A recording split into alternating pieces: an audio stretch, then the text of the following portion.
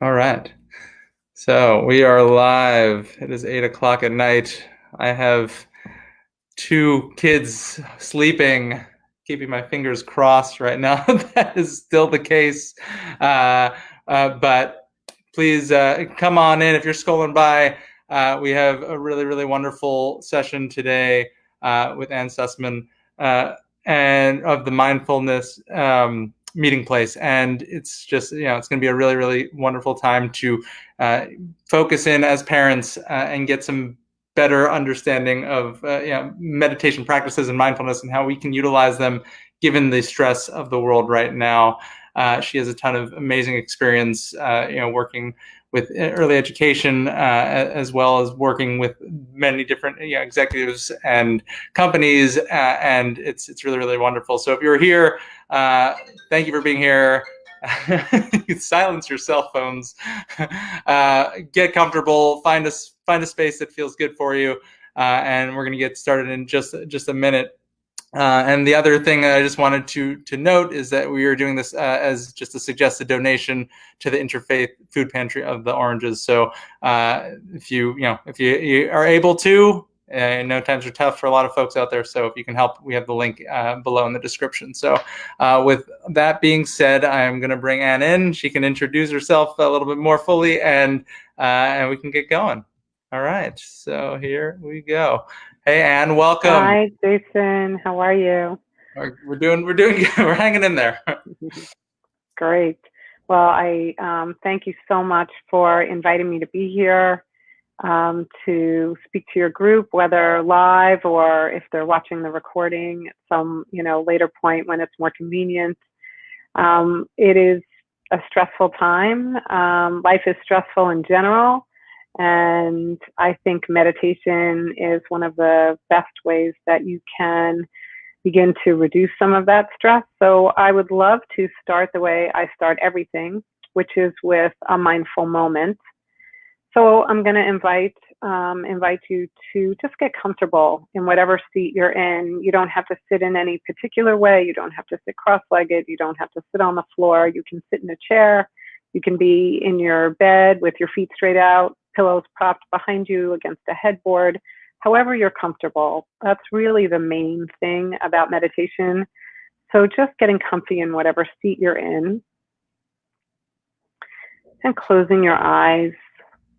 That's comfortable for you. Some people like to just gaze gently downward. I think it's a little bit easier, eyes closed, but whatever feels good for you. And begin by taking a few long, slow, deep breaths in and out of your nose. Just really begin to take those deep breaths in this particular way, in and out of the nose, feeling the breath move in the body. And as you breathe this way, begin to notice maybe the sensation of fullness, then emptiness. Maybe noticing internally the expansion as you breathe in, the space, contraction as you breathe out, and the space between the next breath. Maybe noticing the movement, the rise and the fall of the body. And see if you can notice, just by beginning to pay attention to the body breathing, the body does start to settle down. It may be slight, but you might be able to feel the shift. The mind, on the other hand, might be quite busy. That's okay. That's the way the mind is. So if you can imagine parking what's most pressing just outside the space you're in, and maybe it'll be there when we're finished. Maybe not. Maybe it'll come around again. That's what the mind does. But for now, bringing your attention to our time together. Setting your intention to be as present as you can be, knowing you're giving yourself this great gift of self-care. And really arriving here in this space, arriving here in this seat, arriving here in this body, arriving here in this moment. We've never been in this moment before. And then taking another deep breath in and out of the nose, really enjoying the ease of the exhale. And slowly, when you feel ready, just opening your eyes.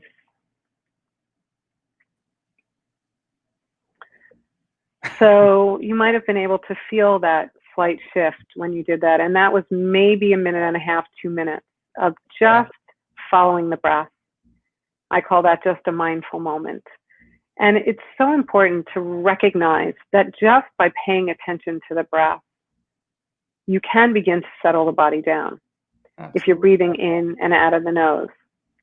It makes a huge difference. And I meant to bring this up at the beginning. So folks who don't know me, I'm a doctor of physical therapy, and I have found a tremendous value in the mindfulness and meditation practices with patients, especially folks who've been dealing with chronic pain, but really for everyone. And so some of these techniques are really powerful. Because we all deal with stress and pain, right? And so we have to figure out ways to actually work with that, and from a cognitive and mental standpoint, acknowledge what's dangerous, what's not dangerous, and understand that. And so being able to kind of get in touch with our minds it's so powerful, and I can't overestimate that.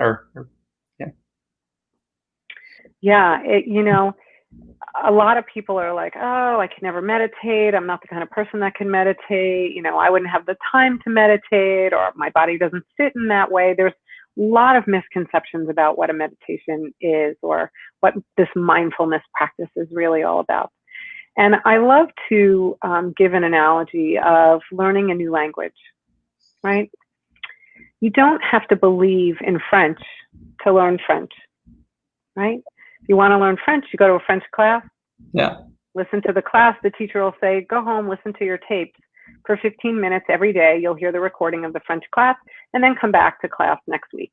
So you're a good student. You go home, you listen to your tapes, 15 minutes every day, come back to class. And the teacher asks you a question in French. So probably in the beginning, you translate it into English, translate it back into French, and then speak in French. But lo and behold, within a few weeks, or a month or two after listening to your tapes for 15 minutes, when the teacher asks you a question in French, you answer in French. How'd you do that? You laid down new neural pathways in your brain to create a fluency in French. Yeah. So that's what we're doing in meditation. You don't have to believe in it for it to work. You just have to sit and do it. And then over time, as you do it, you create a new fluency in mindfulness. So it begins to change the way that you walk through the world. And that's actually what we're doing. Meditation is really just brain training. It's creating new neural pathways. The train goes down that track this way all the time. And then there's a little switching station. And if the little guy gets to the switching station before the train comes to that track and they switch it, all of a sudden the train can go on a new track. Yeah. And that's what we're encouraging the brain to do, is to try to begin to walk through the world in this mindful way, to take a pause, to take a break, to take a breath, so that we can start to deal with the stress that is inevitable to the way we live. Everyone has stress, and everyone has pain, right? Those things are non-negotiable. They're just part of the way that we live. Yeah. If you're not, the only way to have it is to not be alive. Exactly. But suffering comes from the stories we tell ourselves about the pain, right?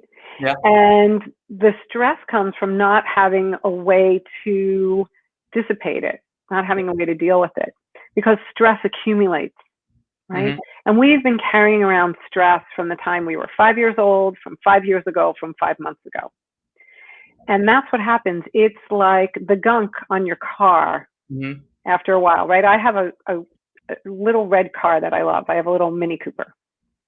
It's red, and it's got, checkerboard mirror covers, and it's got peace signs and feathers hanging all over it. My husband says most people look like their dogs. I look like my car.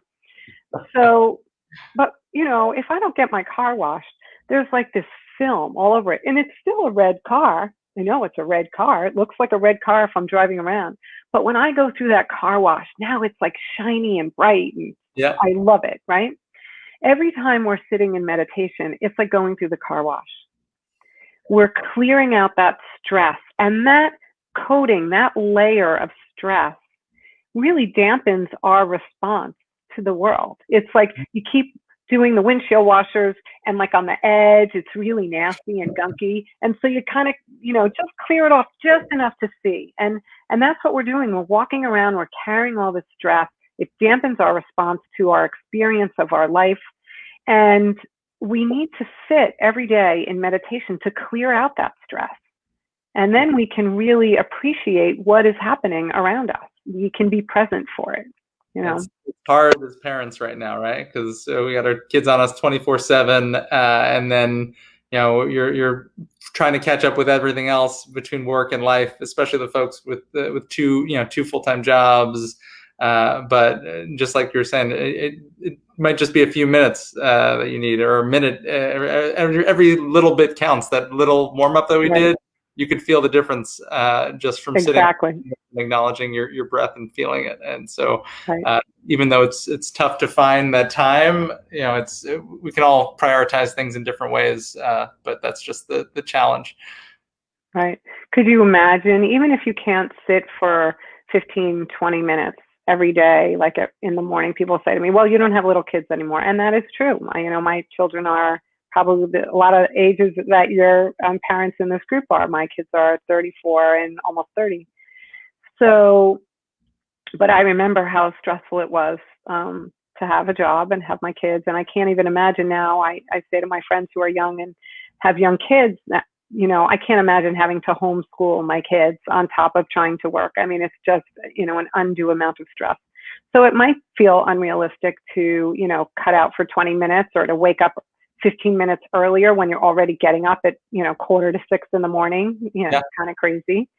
But if you could bring some mindful moments to your day all throughout the day, right? And it doesn't even have to be 2 minutes. Right. Imagine if every time your phone rang, you used that as a signal to be mindful.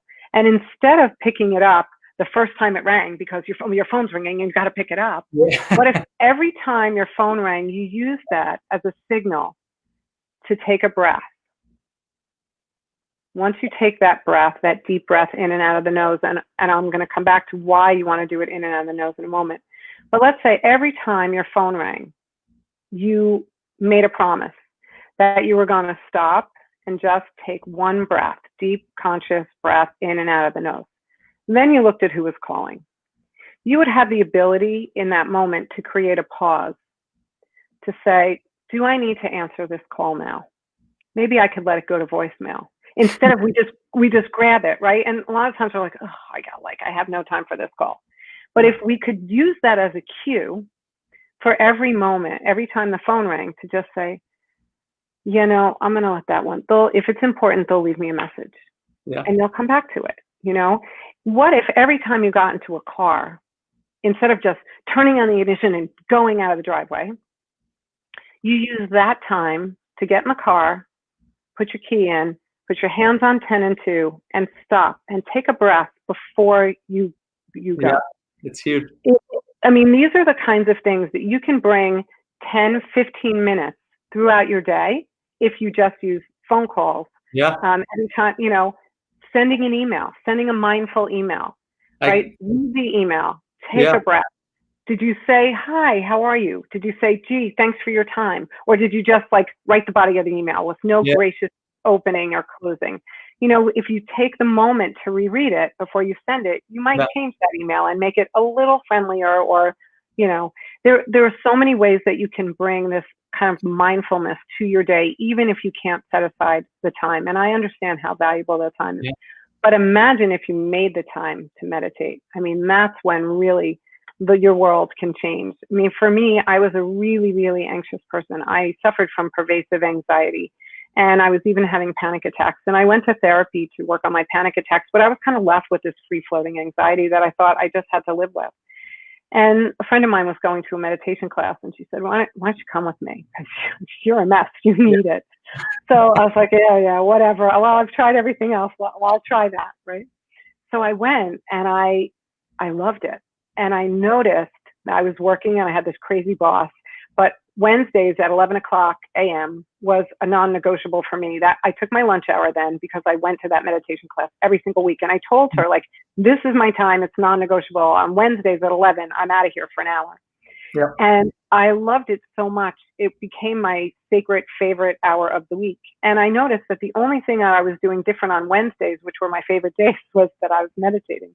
And so I started meditating. It probably took me about a year after learning and being in this class once a week until I kind of said, I should be doing this at home. And once I started by myself meditating, I mean, the trajectory of my life took off so profoundly that I quit my job, went back to school after not being in school for 35 years to learn how to be a meditation teacher so I could share with other people what had changed my life so profoundly. And that's what brought me to this work. You hear that story often, but I want to just step back a second because what you're talking about with taking moments throughout the day it really resonates with me because as a physical therapist, a lot of the time when I'm working with people who are trying to figure out, okay, how do I actually build in exercise or the right types of movements into my day, being creative in that way is so important. And it could be while you're making coffee, it could be while you're brushing your teeth, you figure out ways to say, okay, this is the important thing to be doing for you specifically, and then getting creative to say, okay, you know what, we might not have time to go to the gym and right now obviously you can't really do it, but we might not have time to build in like a home class for 30 minutes, but you know what, while I'm working, I could be doing exercises at my standing desk, or while I'm in between those 5-minute breaks between calls, you could be doing a few small things and it adds up. I often give folks this idea of, okay, if you have trouble going from sitting to standing, practice that every time you get in and out of a chair, you practice it 5 times instead of doing it once. And before you know it, you've done 100 squats in a day, if not more. Right. And you start to realize that, okay, things are starting to get easier. But it's these small little incremental things that you add into your day that make a huge difference. And so I love hearing you say that too, because it's great to see that happening in different ways and people being able to use their time in a smart way. That's really, really nice. So I don't want to forget to come back to why I said in and out of the nose, which is so important. Yeah.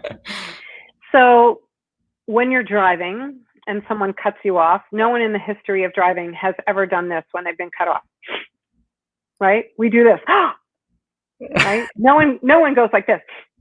Yeah. Why not? Because when we do a breath in and out of the mouth like this, that signals the fight or flight response to kick in. And when we breathe deeply in and out of the nose, that signals the parasympathetic nervous system, the peace, the rest and digest response, that it's time to kick in. So whenever you want to calm the body down, it's really important to take the breath in and out of the nose, not in and out. You might have seen someone hyperventilating. They're doing, I can't catch my breath. I can't catch my breath. They're never going to catch their breath if they're breathing in and out of their mouth. And that's what I used to do when I was having a panic attack. I'd be like, oh my God, I can't, Yeah. And when you switch to breathing in and out of the nose and you're conscious about, you're paying attention to the breath that way, you instantly begin to signal the part of the brain that starts into that rest and digest response that it's time to relax. So it's really important for people to know that. Exactly. It reduces your cortisol levels and the whole system's switch where it's exactly. huge. I've definitely utilized that in treatment as well. It's great. So over time, what happens when you meditate is you actually begin to make changes structurally in the brain. And we know this now because of research that's exploded in the past 20 to 15 years. When I was in college 40 years ago, I just turned 61. So I knew, I was a psych major, and I learned that we have a finite number of brain cells. And depending on the activities you're engaging in, and I was engaging in plenty, you were killing off the brain cells faster than other people. And then you would leave the planet with less brain cells than you had. And that was the pervasive knowledge. I mean, everyone understood that. That's what we learned in school. The teachers were teaching it. It was in the science books that we were reading. And in the last really 15 years, this new science called neuroplasticity, neurobrain plasticity, flexibility, has really emerged. Why? Because we can see into the brain now with SPECT scans, with fMRI. Yeah. So they can put little electrodes on people and they can watch what happens when they're meditating. And so we actually know now that that is no longer true. Neuroplasticity shows us, the research shows us that you can actually create new brain cells, that you can change the matter, the structure of the brain. And so what happens as you meditate, they've done studies. So they scan the brains of non-meditators. They asked them to meditate 20 minutes twice a day for 8 weeks. And they went in every week and had their brain scanned again. And remarkably, at about the 8-week mark, the average brain started to shrink their amygdala, which is the part of the brain where the fear center is, like that fight or flight, fear, anger, resentment, They grew more gray matter in the part of their brain that manages the heart center, right? Compassion, empathy, love, understanding. Yeah. They grew more gray matter in the part of their brain that controls learning and memory, right? Thereby warding off dementia. Mm-hmm. And they grew more gray matter and thickened the prefrontal cortex, which is like your command central, right? That's in charge of higher order thinking skills, emotional regulation, attention, focus, decision making. Yeah. So imagine most of us are in this reactive part of our brain, right? Hungry cookie, itch, scratch, spill, scream. That was the way I parented, right? Something spilled, I screamed. And my kids would come home and I would say, they did something and I'd be, that's it, you're grounded Friday night. And then I'd say, I had plans Friday night, right? That was terrible. But then I'd have carry it out. But now, if I knew then what I know now, if I had been a meditator or someone who was more into this mindfulness practice, when they did something that I felt, I could have said, you know what? I think that deserves a consequence. I'm not sure what it is yet. I'll get back to you. Now they're quaking in their boots. I have the upper hand, right? I can look at my calendar and say, oh, Saturday, I have no plans. Great, you're grounded Saturday night. And that's the difference between being reactive and becoming responsive. The brain becomes responsive over time when you use the techniques of meditation and mindfulness, so that you have the ability to pause. You have the ability to take a breath. You have the ability to say, what do I want to do here? What will best serve me? What will best serve my family? And that is a huge advantage, So when you're talking about neuroplasticity, also, it's really, really awesome and amazing. And the interesting thing, I saw something recently. I have to look back for it, but a lot of people talk about not being able to learn, like kids are sponges, and so we all know kids learn really, really fast. But thinking about as we get older, okay, it's harder for folks to learn, and they're seeing that actually that's not necessarily the case. It's more about this attention. And so when you're a kid, it's much more easy for us to focus in on a specific task and to say, okay, this is, you don't have a million other tasks and items that you're thinking about. And as parents, this is kind of crazy, right? Because you're running around with, okay, I'm thinking about my kids now. I'm thinking about the house. I'm thinking about, payments, bills, all these things, and my job. And so it's really hard to focus on specific tasks and say, okay, this is what what I need to do. But actually, when people are able to do that neuroplasticity kicks in faster and more strongly, and you're able to learn faster. And it's pretty interesting stuff. And so when it comes to being a parent and being able to say, okay, how do I set that intention? Something like meditation is amazing for that. Just like you're saying, to say, okay, how do I set the intention and say, okay, no, I'm going to focus in on this one task and really do it well, and then be able to move on to the next thing. It's powerful. Well, here's the beauty of it. You don't just have to set an intention and think about it. Meditation actually trains the attention. It's brain training to train the attention. It trains the attention in 3 ways. Trains the attention to be focused on one thing at a time, so to cut down on multitasking and to really help you focus on one task, monotasking. It helps you to focus in the present moment, right here, right now, and I'll talk about that in a minute.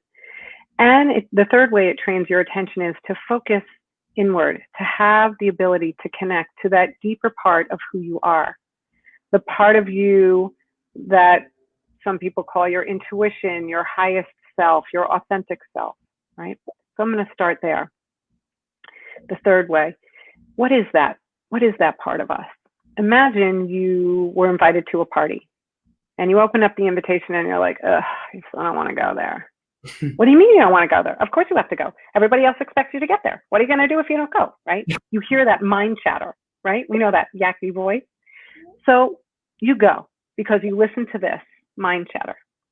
And you get there and you're like, oh, why didn't I listen to myself? Why didn't I listen to myself? Who's myself?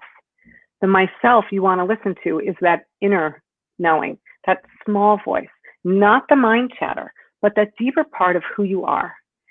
And the more we meditate, the more we focus inward, the more we get to know who is that myself, who is that authentic part of me. And the less you care about what everybody else thinks and says you should or shouldn't be doing, you are guided by that intuition. That becomes stronger. That becomes your guide. So that's number one. It's number three, but that, right, that's the first way. To be present, to be focused in the present moment. So if we look at our thoughts, most of us have thoughts about the past, right? Woulda, shoulda, coulda, why didn't it go that way? Why did that happen to me? If only that hadn't happened. Why did I say this when she said that, right? And when we dwell there in the past, that leads to depression. The other place our thoughts are in the future. That's where mine were, because I was very anxious. What if that happens? Oh no, what if that happens? If my husband didn't make that train at 7 o'clock and he didn't call me, I was sure someone pushed him onto the New York City subway tracks and I'd never see him again. So I was always like, oh no, what if I would catastrophize to the worst case scenario? What if that happened? What if that happened? I don't have a crystal ball. No one has a crystal ball. But when you spend all that time in the future, that leads to anxiety. So the past leads to depression. The future thoughts lead to anxiety. I'm going to say this twice. You cannot have a thought about the present moment. You cannot have a thought about the present moment. You can only have an experience of it through your senses. Because once you're thinking about it, it's already passed. So the moment, the information we get is not the thoughts. It's what am I seeing? What am I hearing? What am I tasting? What am I touching? What am I smelling? The information from our senses is what keeps us in the present moment. Once we're thinking about it, imagine this, you walk outside, the weather's been beautiful, right? You walk outside, it's the perfect temperature, the sun is shining, you feel a breeze on your face and you're like, I hope it stays like this. I hate when it gets really rainy. What if we have a really long summer? Blah, blah, blah, blah, right? And then you miss the moment. The moment was the where you were in the experience of the weather, the breeze, the smell, the sun. That was the moment. Yep. But we get out of that moment very fast. We go into our head. So every time we take a breath, we connect to the present moment. The breath is the perfect anchor to the present moment. That's why when you connect to the breath and you focus a conscious breath, you're paying attention to the breath, you are in the present moment and you're not in your thoughts. So that's the power of connecting multiple times throughout the day, just connecting to the breath, because the breath is in the present moment. Your breath can't be in the past and your breath can't be in the future. Your breath can only be right here, right now. And the thing about here and now is the hokey part of meditation, right? It's like Ram Dass, be here now, back in the 60s, all the hippies, right? You don't have to have feathers in your hair to meditate, right? The truth is that the only thing you've ever done has been in the now. Yesterday, when you did something, it was now then. And tomorrow, when you do something, it'll be now then. You've only ever done something in the now. Now is actually all you really have, but we don't realize that. So by connecting to our sensory experience, by being in the present moment, by staying in the now, it gets us out of our heads, out of the dwelling in the past and the ruminating in the future. And it allows us to experience our life fully in the present moment. Sure. And it's a gift, you know, and sometimes life is hard and the present moment can be hard. So we want to escape. So what do? We eat, we smoke, we cheat, we drink, we Facebook, we shop, we do everything to avoid feeling what we're feeling in the present moment. Yeah. That's where the stress comes in. If we don't fully feel something, it stays, right? We stuff it down. And then we say in meditation, your issues are in your tissues. And so we store this unresolved, you know, I'm not mad. And meantime, you're seething inside, right? If we don't fully experience and express what we're feeling, it stays somewhere. It stays in our bodies. And that's why we need to meditate, so that we can start to release all that stored energy, right? If we think of emotion as emotion, energy in motion, we store that emotion in our bodies. Yep. So even if it's uncomfortable, if we are in the present moment, fully feeling, fully expressing, fully acknowledging what's happening for us. Right now is a stressful time. We have to look at that. We have to say, I'm feeling scared. I'm feeling overwhelmed, right? Instead of, oh, I'm fine, right? That bypass that we all do. Yeah, I'm good. All good. Everyone has bumper stickers. It's all good, right? It's never all good. Sometimes Not it is. Not all But good. we can really recognize how we are feeling, express it, say, you know what, I'm really sad today. This sucks. This is hard. When we allow that to happen, it's like putting up a dam. And if everything's building behind that dam, if we just let the dam down, that can flow. And that's what meditation and mindfulness encourages us to do, to be in the present moment, to be with whatever is arising, whether it's uncomfortable, whether it's wonderful, whether we're anxious, whether we're sad, whether we're happy and euphoric, just being present to. John Kabat-Zinn, the great father of American mindfulness practice, calls it the full catastrophe of life, to be present to the full catastrophe of life. And then say, you know what, it's okay. You know, it's really a practice of allowing and accepting and embracing what is present for us. It's super important right now. It's super, super important. Yeah. So I'd love to go over the 5 essentials for any practice, and then maybe spend a few minutes doing that. And I don't know if there's anyone joining us live. I don't know if you can see that.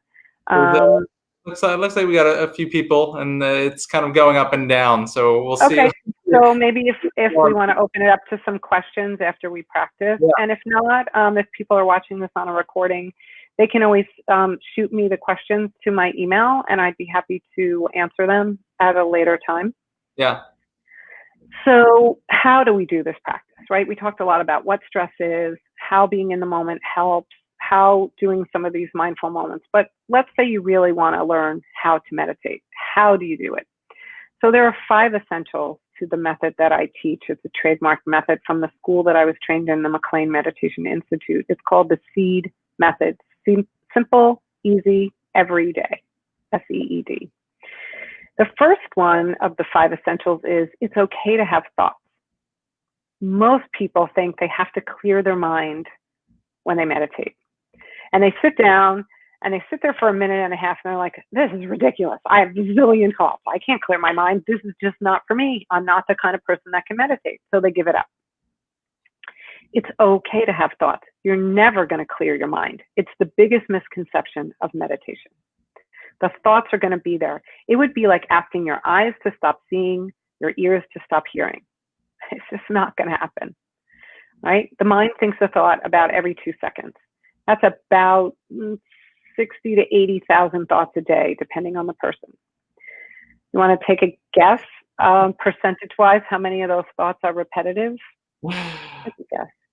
I guess 90. Percentage. What? Yeah, percentage-wise of those 80,000 thoughts. 96%. Yeah, it's about 90% of those thoughts. Most people say 50, but it's about 90% of those thoughts are just going around and around and around on a loop. They're not aha, they're not creative, they're not new. You've thought them before over and over again. That's what the mind does. So if you stay in your thoughts, you're daydreaming. And there's nothing wrong with daydreaming. It's just not meditation. Meditation actually happens in the choice point. In the moment that you notice that your attention has wandered off your breath, and we're using breath as our focus, right? We're going to notice our breath, maybe for 1 or 2 breaths, and then we're going to be over here. Why did I buy the blue ones? Should have bought the red ones, right? Whatever you're thinking, to-do list or whatever. You could stay there and you could just follow the thought to the next, to the next, to the next. Or when you notice your attention is on the thought and you make that choice, in the choice point that the magic happens. You choose to return your attention to the breath over and over and over. That's the practice. The practice is in the movement from thought to breath, from thought to breath. The reason that you're doing that is you're training your attention in that moment. You're training your attention to be focused where you want it to be, so that when you're off your cushion and you're no longer meditating for that 10 or 15 minutes and you're walking around in the world, you notice quite quickly, wait a minute, I'm spinning in my thoughts, I'm not paying attention to my conversation with Jason. I'm spinning in my thoughts, I'm not paying attention to my driving. How many of us have gotten somewhere and we get there, we're like, oh my gosh, I must have been on autopilot. I don't even remember how I got here, right? We pull out of the driveway the same way, we wind up somewhere, we're like, wait, I was not supposed to go this way, but we're on autopilot. The flow of traffic is wrong right now. Exactly. So that's what we're doing, right? We're training our attention to be right where we want it to be. Over and over again, thought to breath, thought to breath. That is the practice. Doesn't matter how many times you do that. You're doing it right. It's hard. And that's what most people don't know. They don't know that that is what they're meant to be doing. They think they have to clear their mind, and they can't. So it's noticing you're lost in a thought, bringing it back again and again to the breath. Number 2 is don't try too hard. This is not about concentrating. This is just a very gentle shifting of your attention from thought back to breath. So just play along with me for a moment. I'm going to ask you to close your eyes. Don't do anything. Don't change anything. Exactly as you're sitting, just put all your attention on your left hand. Notice what your left hand is touching. Notice if there's any sensation, movement, tingling, pulsing in your left hand. And when all your attention is on your left hand, just raise it so I know that you're there. Okay, you can put your left hand down now, keep your eyes closed, and shift your attention to your right hand. Notice what your right hand is touching. Notice if there's any sensation in the right hand, and when your attention is there, just raise it. Okay, you can open your eyes. So you were able to do that. Shift pretty gently from the left to the right. That's as much concentrating, that's as much effort as this takes. It's really this very subtle, very gentle shifting. The same way you could shift from left to right, you can shift from thought to breath, not concentrating hard. It's just kind of this very, oh, I'm over here, I'm going to go over here. That's it. Yeah. Number 3 is letting go of expectations, right? They're really just there to disappoint you. In life and in meditation particularly. So most people expect that they're going to feel relaxed, and that's often the case. It's not always the case. Sometimes while you're seated in meditation, you could feel restless or bored, angry or sad, euphoric, giddy, right? Again, that's those emotions moving through you. As the stress is being released, emotions move through you. So sometimes it can feel uncomfortable. That's okay. You don't need to fix it. You don't need to change it. We're in this, fix it kind of culture, hungry cookie, itch, scratch, the kid's bored, iPad. We're constantly trying to fix everything. This is just about noticing, this is restlessness. This is how it feels. It might feel uncomfortable. Bring a curiosity to that. See what buttons it pushes for you. And then come back to your breath, right? This is restlessness. This is boredom. I don't have to not be bored. I can just notice I am bored. I know, right? a lot of the parents tuning in right now want their kids to hit that. That's the this is boredom. Yeah, it's just really noticing what's arising for you without any expectation. Just let whatever is there be there. Yeah. Number 4, I find this one the hardest one, which is be kind to yourself. I struggle with that one every day. That's my life lesson, right? Be kind to myself. But we're often so judgmental. I can't do this right. I'll never do this right. I remember I used to sit in meditation and think, why did I lose 20 pounds? My stomach's rolling over my pants. It's not very helpful. But, that negative voice in our head is there all the time. So just kind of notice when you're being judgy, and kind of let that go. Come back to the breath. And then number 5 is stick with it. Stick with the time that you set. Stick with it every day. If you set your timer for 10 minutes and in the second minute you're like, oh, this is not working today, I'm just so restless, and you give up, you're never going to be able to train the attention, right? That's the muscle we're trying to train. It's like going to the gym and trying to pick up a 25-pound weight, and if it doesn't work, you leave. No, you got to start with a 2-pound, then a 10-pound, right? Build yourself up. No one's ever run a marathon without running a mile. So you need to sit for just a few minutes. If you can do it for 2 minutes, then 5 minutes. Then in another week or two, go to 7 minutes, go to 10. Just build it up, because the longer you sit, the easier it gets to sit. And then you start to really, train the attention to be focused where you want it and stick with the practice. So let's do a little now. That works. Yeah. Any comments before we do that? Oh, no, these are all really, really awesome points. And I know it's really, really powerful for parents to figure out how to utilize some of these tools, because right now it is stressful and it's hard to stop and think and give ourselves those moments. And I know myself included, even though when folks see me, on the Powerful Parent Club, it's all, being funny and silly and happy, but it's stressful right now. There's, I've got two kids at home and, and a job, and we're like trying to manage a lot at the same time without having as much help as you normally would have. No childcare where we normally would have it, and so I've definitely, my temper goes off a little bit quicker with my daughter. I'm not yeah, nothing crazy, but just in general, I might be a little bit faster to get angry and shout, as opposed to being able to calm myself down. So some of these techniques I know will be important to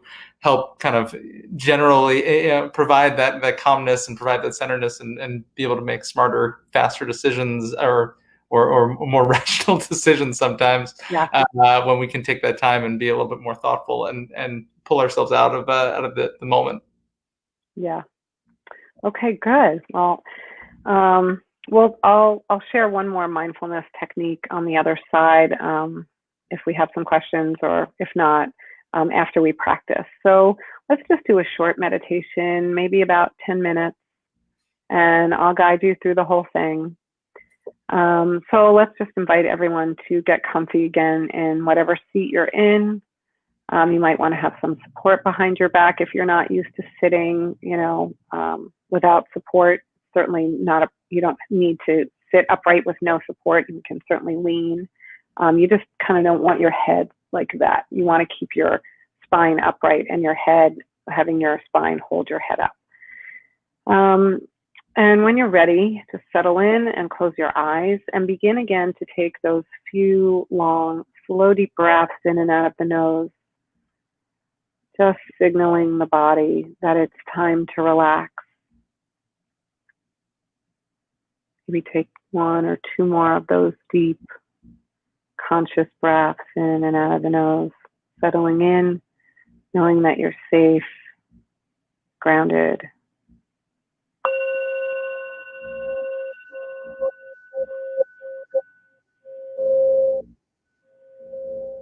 And as you listen to the sound of the chime, you can now let your breath return to its natural depth and rhythm.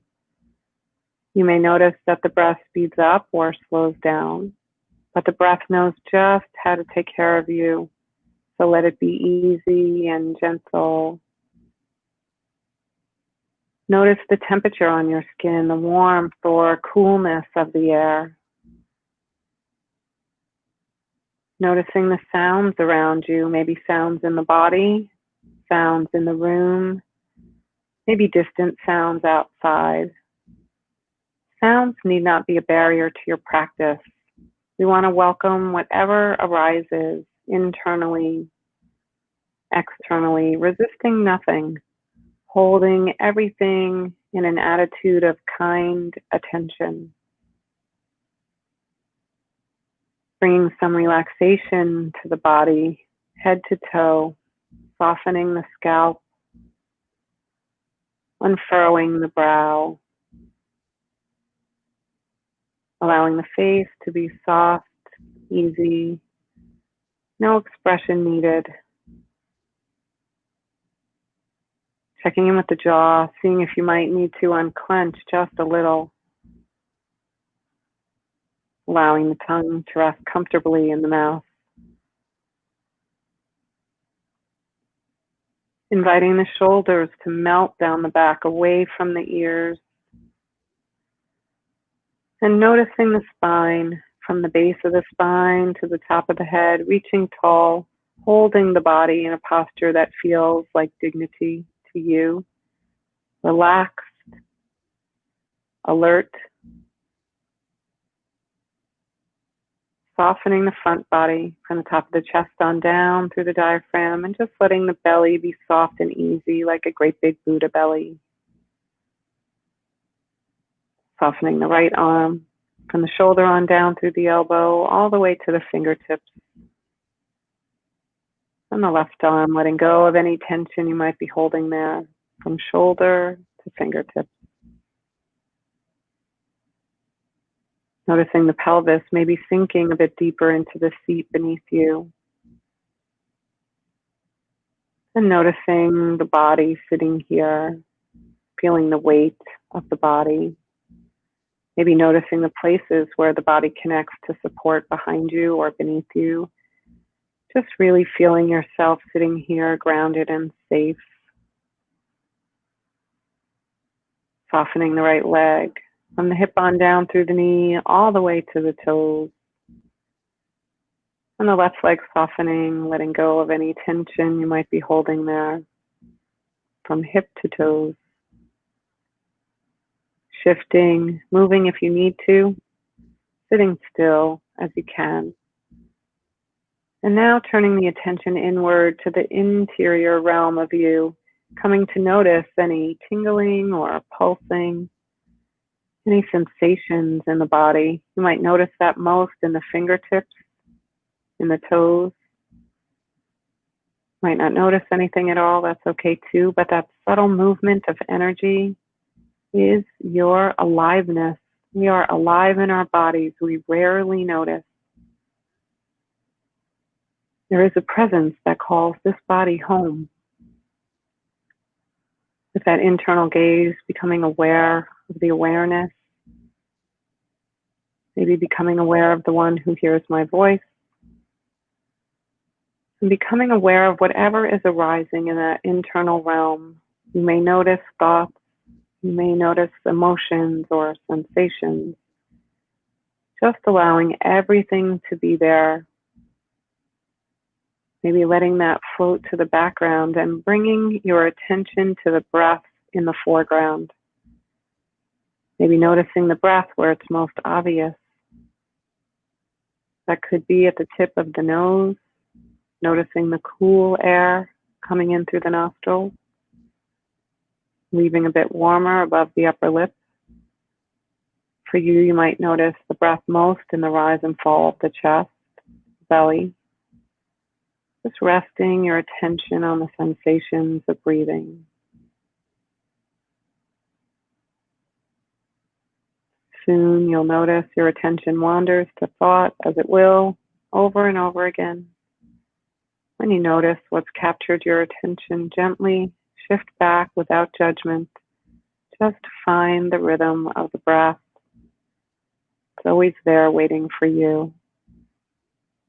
And we'll sit like this, mostly silent, for just a few minutes, noticing the breath, noticing when you're lost in a thought, and coming back again and again to find the rhythm of the breath.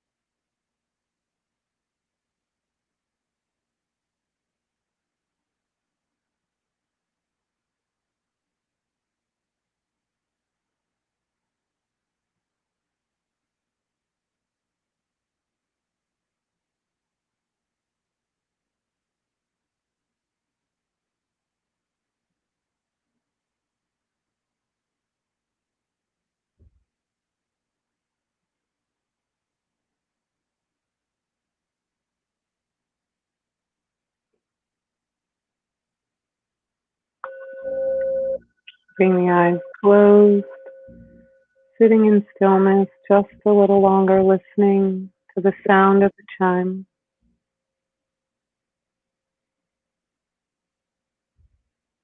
It's so important to come out of meditation slowly. It's the part that most people rush through. So you can begin to deepen the breath, leaving the eyes closed, bringing some small movements to the fingers, to the toes. Slowly beginning to stretch in any way that feels good for you. Taking your time, moving slowly and mindfully. And lastly, when you feel ready, just gazing at the floor, letting in a little bit of light before coming back fully to the space. No rush.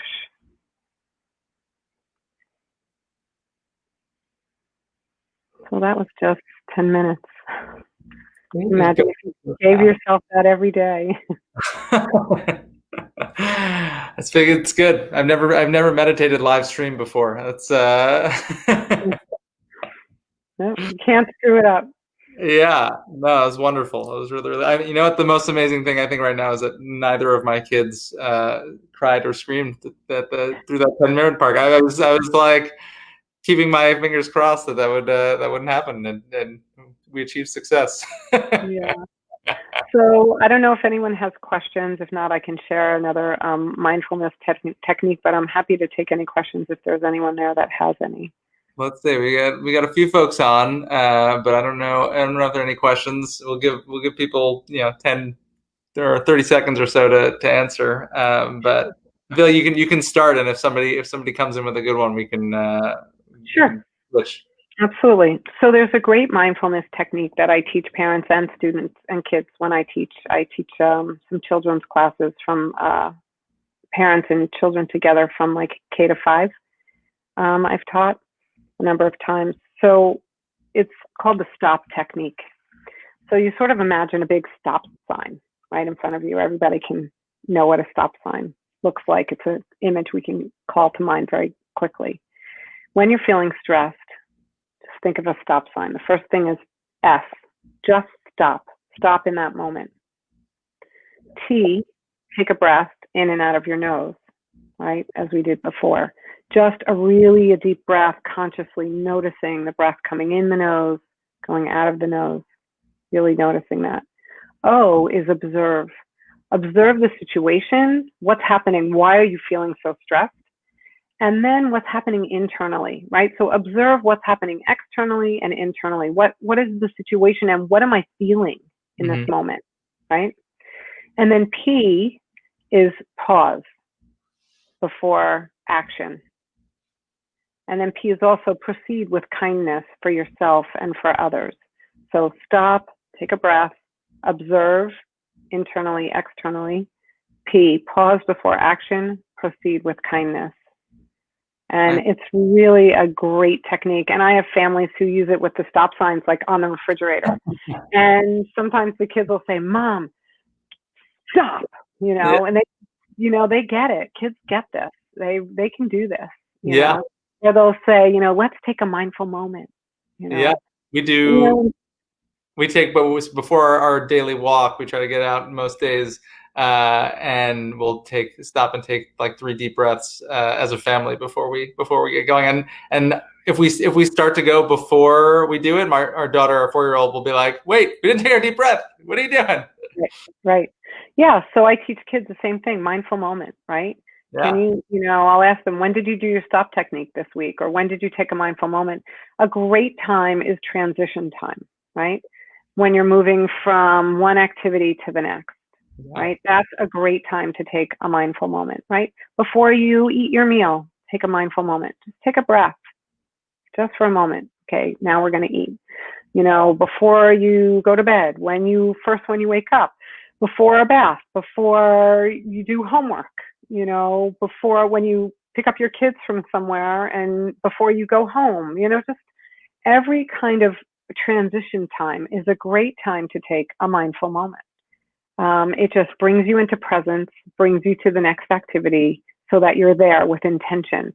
We're always like 20 steps ahead. We're cooking breakfast and we're thinking about what we have to do during the day, and we're eating lunch and we're thinking about what I have to do later, and then we're in the market, when we're shopping, we're thinking about what we're cooking. When we're cooking, we're thinking about that we have to do laundry, and when we're doing laundry, we're thinking about like we just need to be where we are. And because that is so much less stressful, to be in the moment is far less stressful than to be in your head about the thoughts about what's ever churning. I mean, that's the ticket. The ticket is to take a breath, to be in the moment, to be right here, right now. It's far less stressful. Yeah. And far less stressful than multitasking is monotasking. Far less stressful. You know where the word multitasking comes from? No, enlighten me. So back in the late 60s, early 70s, when computers took up a whole room when they were being developed, you might have remember in Hidden Figures when they had that whole IBM room. They were developed with multiprocessors so that they could do multifunction. Mm-hmm. And when the computers were doing it, everyone thought, gee, we should be doing this too. This is a great idea. We should be multifunctioning, multitasking. And it really comes from the computer language, but our brains are not set up the way a computer is set up. So even though they made these giant computers to be like a brain, our brains are not set up for multifunctioning, multitasking. So every time we do it, it's far less efficient. We take up more time when we do it because we switch tasks all the time. And it's much more stressful. So this idea of training your attention to be focused on one thing at a time is really about being in a place of calm and not so much stress. Yeah, that makes sense.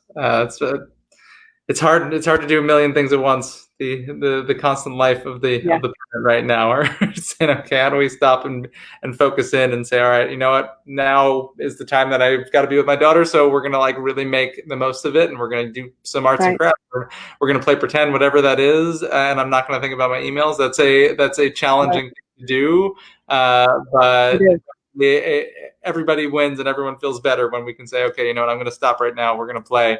We're going to make that time, and then I'm going to try to carve out time, even if it's just an hour or 2 hours a day right now. Hopefully I get a little bit more of it, but we make it. So I'd love to just share with the people who might watch this. Since COVID quarantine, I have been offering free meditations every day on my Facebook page, Mindfulness Meeting Place, Monday through Friday. I won't be there tomorrow. My husband's having some minor surgery, but I'll be back on Friday and Monday through Friday the following week. And they're all there stacked up. They're recorded and they're still on my page. So if someone can't come at 3 p.m. Eastern time, anytime you can go back and listen to, since March 16th, there's 2 months of recordings of free meditations, similar to what we did today. Mindful moment, sharing a few thoughts, and then it runs about a half an hour. Meditation's about 20 minutes. They can contact me. I have actually 3 open spots for private meditation coaching teaching this month. I take on just 4 students a month privately. And I also offer some small group classes, and all my information's on my Facebook page, on my website, Mindfulness Meeting Place, my email, Anne, ANNE, at mindfulnessmeetingplace.com. Mouthful, but I originally thought I would have a brick and mortar space, so it would be a meeting place, and then now it's just virtual.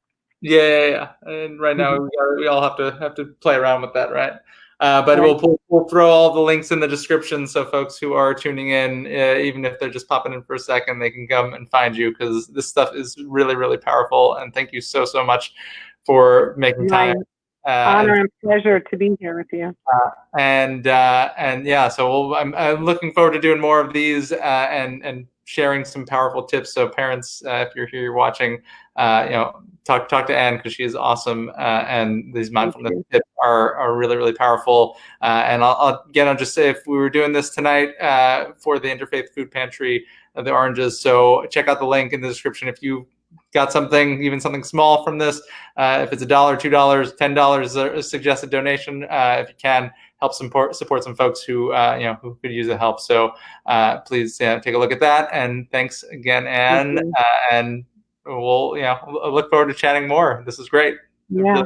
So I will close with namaste, which means, some people say it, but they don't really know what it means. It means the light, the divine in me recognizes and sees the light and the divine in you. We are all connected. We are all have that divine spark in us. And that's what it means. When we say namaste, we acknowledge that is the same in you, in me, in all of us. It's what connects us together. So namaste. Namaste. That was great. Thanks so much, Anne. We'll see you soon. Bye. Take care. Hit the end here. All right.